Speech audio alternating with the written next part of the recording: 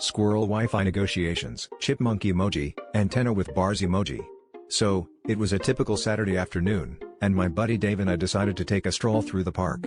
You know, just a couple of guys enjoying the fresh air, maybe tossing around a frisbee or debating whether pineapple belongs on pizza.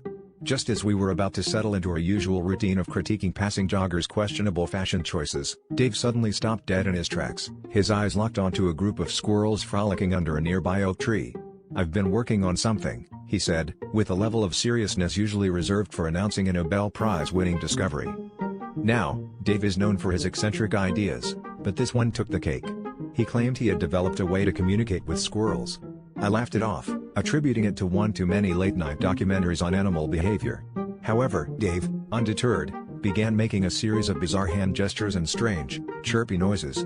I'll admit, I was half tempted to call animal control, not for the squirrels, but for Dave.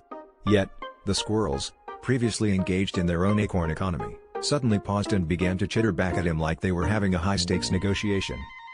By this point, a small crowd had gathered, curious about the spectacle of a grown man seemingly in deep conversation with a bunch of bushy-tailed rodents. The onlookers were as baffled as I was, whispering theories ranging from hidden cameras for a prank show to Dave being the next Dr. Dolittle. Then, to everyone's astonishment, the squirrels began to scurry around, collecting acorns and piling them in front of Dave like offerings to a woodland deity. In return, Dave reached into his backpack and pulled out slips of paper, handing them over with a flourish. As I peeked over his shoulder, the truth was hilariously revealed. Each slip of paper had a Wi-Fi password scribbled on it. When I asked him what in the world was happening, Dave grinned and said, "You see, the squirrels figured out they don't need the nuts for survival anymore, they just wanted to binge watch their favorite shows. Turns out, they just can't resist a good Netflix change."